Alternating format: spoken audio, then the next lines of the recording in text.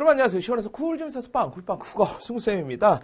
자, 오늘 여러분이 학교에서 배운 내용 가운데서 중요한 내용만 다시 한번 좀 간단하게 짚어보도록 할 텐데요. 일단은 예전에 선생님 짤강을 들었던 친구들도 있을 거고 짤강 뭐 처음 듣는 친구들도 있을 텐데 이 짤강에서 우리가 공부하게 되는 내용은 최대한 여러분의 진도에 맞춰서 이제 내용을 좀 진행하는데 이 학교마다 또 진도가 달라. 그리고 또 이제 내용을 나가는 속도나 이런 게 다 다르기 때문에 여러분들이 이제 학교 진도에 맞게끔 이렇게 짤강을 잘 골라서 들으시면 될 것 같아요. 아시겠죠?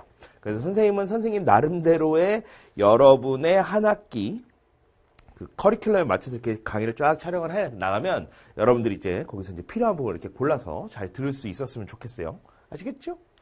자, 이번 시가 우리 짤강 첫 시간으로 공부하게 되는 내용은요. 일단 두 가지 내용 우리가 정리를 좀 하게 될 텐데 짠! 첫 번째는 시에 말하는 이, 그 다음에 두 번째는 소설에 말하는 이예요. 그러니까 결국은 우리가 이번 시간을 통해서 공부하게 되는 내용보다 바로 이 말하는 이에 대한 내용을 좀 공부를 하도록 할 거예요. 말하는 이.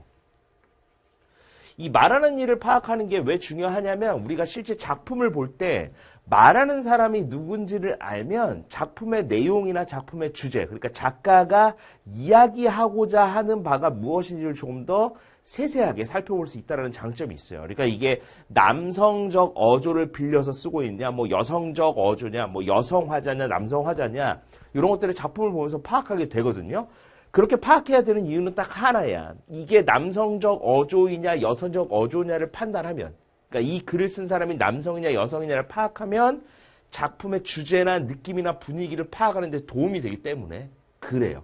그러니까 반드시 우리가 시에 말하는 이, 뭐 소설에 말하는 일을 반드시 파악하고 그걸 외우거나 할 필요는 없어요. 작품을 볼 때마다 각각의 것들이 어떤 말하는 일을 통해서, 그러니까 누구를 통해서 작품을 전개시켜 나가는지에 대해서 여러분들이 정리할 수 있으시면 되겠습니다.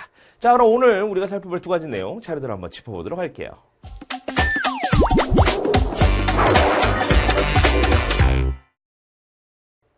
자, 그럼 먼저 우리가 문학작품 속에서 말하는 이에 대해서 이야기를 좀 해보도록 할게요. 이건 크게 어려운 부분은 아니야. 보시면 글쓴이를 대신해서 작품 속에서 이야기를 전달해주는 사람. 뭐라고?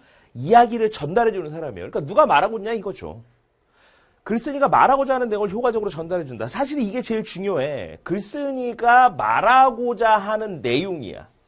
그럼 여러분 봐봐라. 이 말하고자 하는 내용이라고 했는데 말하고자 하는 내용이 뭘까요? 쉽게 얘기하면 이게 특별하게 어려운 게 아니야. 작품을 통해서 작가가 말하고자 하는 바, 결국은 글의 주제예요, 주제. 그래서 글쓴이가 말하고자 하는 내용은 바로 주제를 효과적으로 전달해 줄 수 있다고 하는 거예요. 선생님이 앞서서 처음 오프닝, 인트로 할 때 그 얘기 했잖아. 그러니까 작품 속에서 이걸 파악하면 주제를 파악하는 데 도움이 되기 때문에 우리가 얘네들을 조금 더 신경 써서 파악해 보자라고 이야기하는 겁니다. 됐어요? 그래서 이제 소설도 그렇고 시도 그렇고 얘네들을 파악해 두면 조금 더 효과적으로 내용을 정리해 볼 수 있다.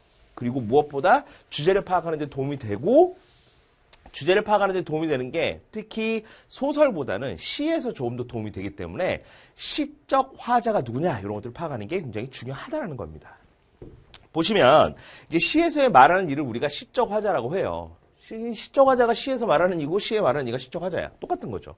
그래서 시 속에서 시를 대신해서 말하는 사람입니다. 대신해서 말하는 사람이에요. 시인의 생각을 효과적으로 전달하기 위해서 내세우는 사람이라고 돼 있지. 바로 뭐? 시인의 생각을 효과적으로 드러낸다는 거야. 그러면 시인의 생각이 결국 뭐겠어? 이 시의 주제가 되겠죠. 자, 그럼 여기서 간단한 질문 해봅시다. 선생님 수업을 듣지 않은 친구들도 있을 테니까. 자, 여러분. 시인의 생각이라 그러면 주제라고 하면 뭘까요? 감정입니다. 정서죠.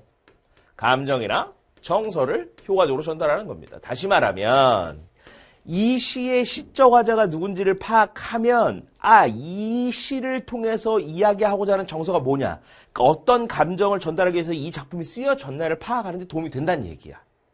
뭔지 아시겠어요? 그래서 우리가 시적 화자를 찾아내려고 하는 건데 시적 화자를 반드시 찾아낼 필요는 있다 없다? 자, 선생님 기본적으로 시적 화자를 반드시 찾을 필요는 없어요. 시적 화자를 찾지 않고도 정서나 감정이나 정서, 주제를, 시의 주제를 여러분이 찾아낼 수 있다면 굳이 시적 화자를 찾아낼 필요는 없다. 왜냐하면 정서나 감정을 잘 찾아낼 수 있다는 건 이미 시적 화자가 누군지 잘 알기 때문에 그래요. 그런데 만약에 내가 시 작품을 보는데 감정이나 정서가 잘 떠오르지 않는다. 어떤 감정을 표현하는 건지 어떤 정서를 나타내는 건지 모르겠다라고 하면 고민해 볼 필요는 있다라는 거예요. 이 시의 시적 화자는 남자였을까 여자였을까? 남성의 목소리로 무언가를 얘기하는 걸까? 여성의 목소리로 무엇을 얘기하는 걸까를 파악할 필요는 있다라는 거예요. 자, 그 다음에 두 번째 보시면요. 대상에 대한 시인의 생각이나 태도가 독특한 어조로 드러나요. 바로 이 어조라는 게 뭐냐면 말투입니다. 말투. 그래서 이건 뭐 남자, 여자의 어떤 편견이나 이런 건 아니고요. 일반적으로 힘이 좀 세고요. 그 다음에 강인한 어조, 강인한 말투면 남성일 가능성이 높을까, 여성일 가능성이 높을까? 우리가 일반적으로 생각해 볼 때 남성일 가능성이 높다고 생각하겠죠. 그리고 뭔가 좀 섬세하고 부드러운 건 남성일 가능성이 높을까, 여성일 가능성이 높을까? 여성의 가능성이 높다라는 거예요. 그러니까 시적 화자가 지금 이 작품의 느낌을 보니 뭔가 좀 강렬한 느낌을 준다라고 하면 남성 시적 화자, 그러니까 시적 화자가 남성이구나. 그 다음에 그렇지 않으면 여성이구나. 이렇게 여러분들이 보시면 된다는 거예요. 자, 시인의 생각을 효과적으로 전달하기 위해서 내세우는 사람이라고 했잖아. 그러면 이 내용을 파악했으면 요거는 특별한 거야, 특별하지 않은 거야? 특별하지 않은 거야. 말만 바꿔놓은 거야. 시의 전체적인 분위기와 정서를 드러낸다. 자, 분위기와 정서 뭐야? 결국은 감정과 정서 찾아내는 거잖아요. 똑같은 얘기야. 말만 바꿔놓은 거예요. 무슨 말인지 알아요? 그러니까 시에서 감정이나 정서를 찾아내는 게 우리의 할 일이잖아. 그리고 시적 화자를 내세우는 게 그러한 감정이나 정서를 찾는 데 도움이 된다는 거잖아요.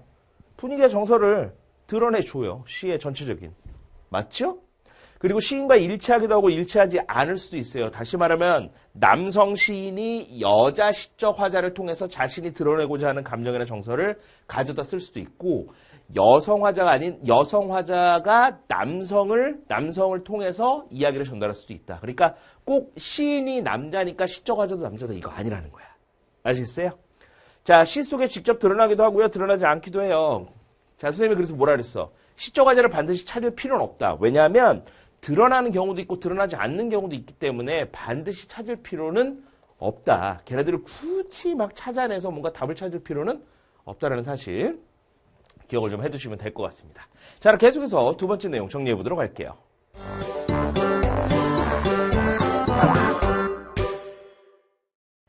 자, 그럼 두 번째 내용 계속해서 보도록 할 텐데요. 우리가 조금 전에는 이제 시에서의 시적 화자에 대한 이야기를 했잖아. 이번에는 소설에서의 말하는 이. 이게 바로 뭐냐면 소설의 서술자라고 하는 겁니다. 아마 서술자라는 용어가 여러분한테 낯설지는 않을 거예요. 왜냐면 여러분 아마 1학년 때도 이미 다 배웠기 때문에. 그래서 보시면 소설 속에서 이야기를 전달해주는 사람을 우리가 서술자라고 해요. 그죠? 특별한 거 아니고요. 소설 속의 사건을 이야기해 나가는 주체입니다. 이것도 별로 특별할 거 없죠? 작품 속 혹은 작품 밖의 인물일 수도 있어요. 이것도 알죠. 왜냐하면 작품 속에 있냐 작품 밖에 있느냐에 따라서 뭐가 달라져. 이건 이제 시하고는 약간 좀 다르지. 시에서는 시적 화자가 이야기를 하면서 정서나 감정을 드러내는 것이라고 이야기했는데 소설에서의 서술자는 이거에 따라서 관점이 달라지죠. 1인칭 시점으로 이야기를 하느냐 3인칭 시점으로 얘기하느냐 달라져요. 바로 그 얘기고요. 누구의 눈을 통해서 전달되는가에 따라서 대상에 대한 이해나 판단이 달라져요. 대상에 대한 이해나 판단이라고 했는데요. 이건 누가 이해하고 누가 판단하는 거냐면 독자들이에요. 독자들이 작품을 읽을 때 그 서술자를 통해서 보여지는 만큼 보기 때문에 작품에 대한 이해나 판단이 달라질 수 있다는 겁니다. 그래서 소설에서의 말하는 이는 서술자라고 하고 이 서술자는 특히 고전 작품에서는 전지적 작가 시점으로 등장하는 게 뭐 많기도 하다. 뭐 이런 것들 이야기할 수 있는데 시점에 대한 부분은 나중에 우리가 또 좀 더 자세하게 다루도록 할게요. 자, 그럼 우리가 오늘 공부한 내용 중에서요. 오늘 한 문제 정리하고 마무리 좀 짓도록 할게요. 자, 오늘 한 문제입니다. 글 쓴 이를 대신하여 작품 속에서 이야기를 전달해주는 사람을 우리가 뭐라고 할까요? 바로 말하는 이라고 한다. 그래서 말하는 이는 작품 속에서 시인일 경우에 시적 화자라는 표현으로 우리가 이야기를 하고 그 다음에 소설에서는 서술자라는 표현으로 이야기를 한다는 내용까지 정리해 보시면 될 것 같습니다. 자, 이렇게 해서 우리가 오늘 학교에서 배운 내용과 관련지어서 개념적인 내용 두 가지 정리를 했어요. 무엇보다 중요한 건 여러분들이 그날 학습한 내용들을 다시 한번 잘 정리해 보시고 머릿속에 잘 기억해 두고 얘네들을 그냥 단순하게 외우는 것이 아니라 앞으로 여러분들이 작품을 볼 때 그러한 것들을 잘 활용해서 내용을 정리해야 된다는 사실 잊지 않으시기를 바랍니다.